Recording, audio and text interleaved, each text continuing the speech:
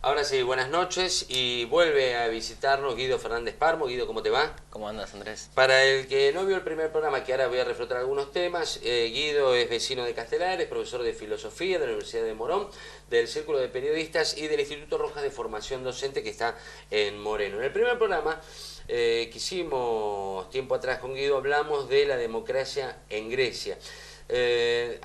Y claro, tenía que haber un segundo programa porque el tema es la democracia que actualmente nosotros llamamos como tal y el sistema, que es un sistema representativo. Pero nos habíamos quedado en aquella oportunidad, vos habías dicho que había toda una forma de entender la democracia griega muy distinta a la actual y que tiene que ver con la manera de pensar. Yo me quedo con esto, ¿no? Es como que había una manera equitativa, plural, de decidir en la democracia griega. Sí. ¿Está bien? ¿Lo compartís? Bueno, con ciertas limitaciones, pero sí, ¿no? Como hablamos en esa oportunidad, los ciudadanos que participaban eran un sector bastante reducido de la población, ¿no? Lo que se suele decir de la democracia griega es que los griegos inventaron el concepto, ¿no? Limitado a su época, con las limitaciones culturales que ellos tenían, pero inventaron el concepto de un ciudadano que, por ser ciudadano, tiene derecho a participar en la política, ¿no? Pero tiene ciertas limitaciones, pero dentro de lo que ellos consideran ciudadanos, ahí se garantizaba que no hubiera desigualdad, que no hubiera obstáculos para que si uno es ciudadano, si a uno lo consideran un semejante, realmente pueda participar en política, por ejemplo, ¿no? En la asamblea, en las decisiones legislativas. Está bien.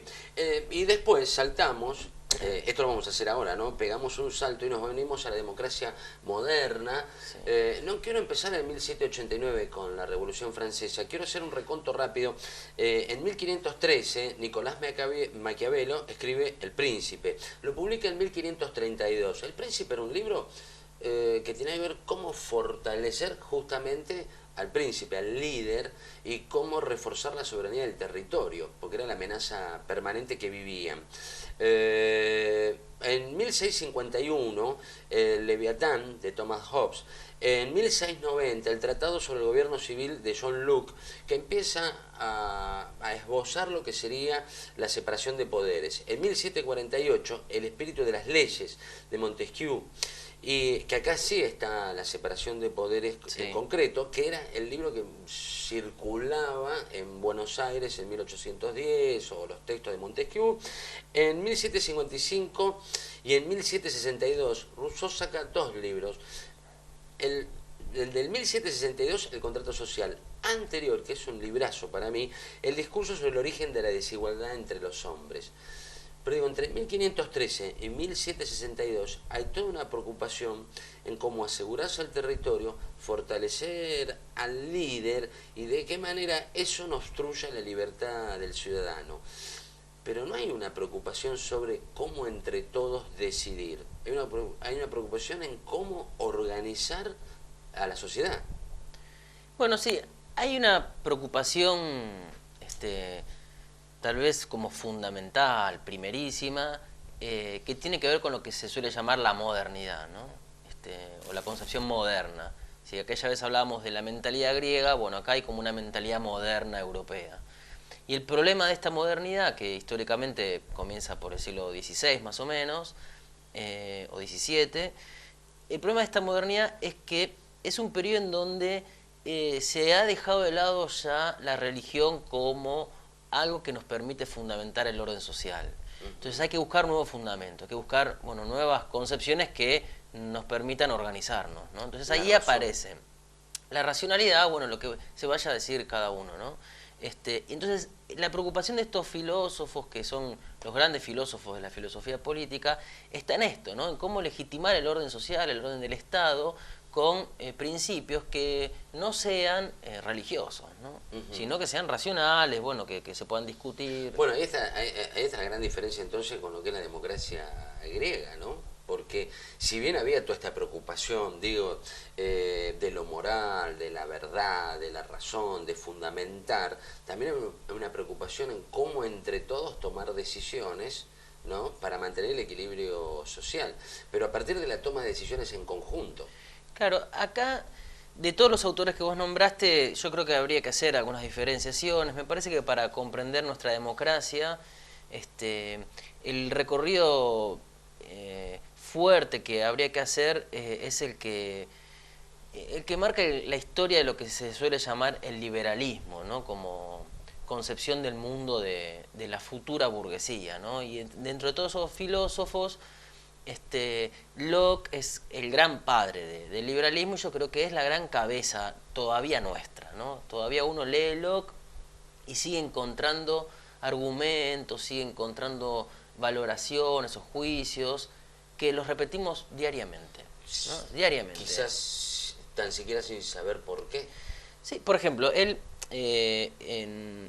intenta explicar el origen del Estado a partir de una figura que se inventa, que ya la había inventado Hobbes antes que él, que es la idea del estado de naturaleza, ¿no? Se supone, imaginemos qué sería el hombre antes de entrar en sociedad, ¿no? Es un invento porque no se trata de pensar en un periodo histórico, pero sí, qué es la naturaleza humana independientemente de lo que hacemos socialmente. Y Locke ahí plantea que por naturaleza los hombres tenemos derecho a la propiedad, ¿no? Entonces dice que Dios le ha entregado la naturaleza a todos los hombres por igual, pero los individuos se apropian de esta naturaleza con el trabajo, ¿no? Entonces, lo producido por el trabajo del individuo pasa a ser propiedad privada de ese individuo, ¿no? Entonces, por ejemplo, da un ejemplo claro que sería, si hay un río, digamos que el río es de todos, el agua es de todos, pero si yo voy con un balde o con un tacho y traigo el agua hasta mi casa, esa agua que tengo en el tacho es mía. Porque yo la fui a buscar, Te tomaste el trabajo. Claro. Entonces, lo que dice Locke es que el problema del Estado, de la organización, de que haya un poder por encima de todos los individuos, que organice, que controle, está en que algunos individuos, dentro de ese estado de naturaleza, no respetan ese orden racional de que cada uno se apropia las cosas con el trabajo. Y por peligro a esos otros que se ponen por fuera de ese orden y que quieren robarme mi propiedad, es preciso el Estado para garantizar que nadie me robe mi propiedad o ponga en peligro mi vida, ¿no? Y los argumentos que da Locke son los mismos que escuchamos todos los días cuando hoy en día se sigue hablando de la inseguridad, ¿no? Son los mismos argumentos. Ajá, ¿por qué? Y porque se habla, claro, porque ¿quiénes son esos otros que se ponen por fuera del orden y amenazan con mi propiedad? Son los que no tienen nada, en realidad. Exacto, creo que son los que no les conviene, los que no tienen nada, obviamente. Claro, los que no tienen nada. Dice, esto que armaste no es para mí, evidentemente, yo claro, estoy por fuera. Ahí hay como una trampita que hace Locke, porque se supone que todos por igual podemos apropiarnos de las cosas, ¿no?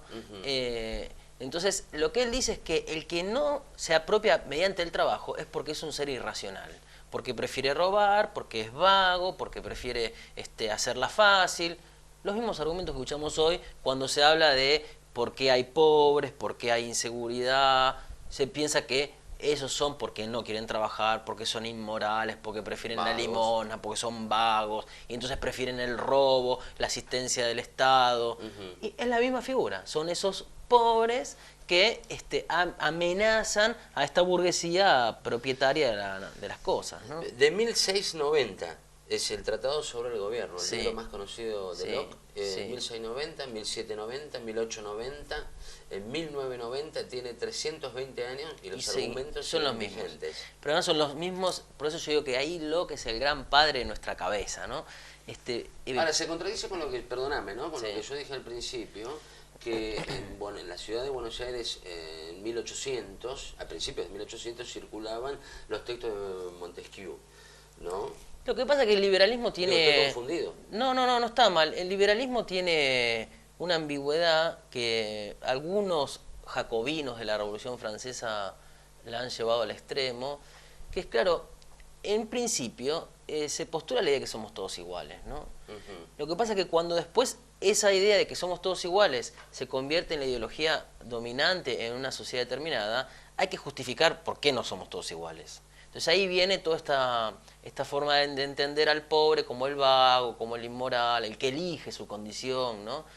Algunos liberales la llevan al extremo esto, ¿no? Y dicen, no, somos iguales y hay que ser iguales. Entonces, algunos han pensado que esa igualdad tenía que ser de hecho y no solo de derecho, ¿no? Que son algunos de las posiciones más extremas que aparecen en la Revolución Francesa, ¿no? Está bien, ahora hacemos la pausa y luego hablamos de la Revolución Francesa. Dale. Dale.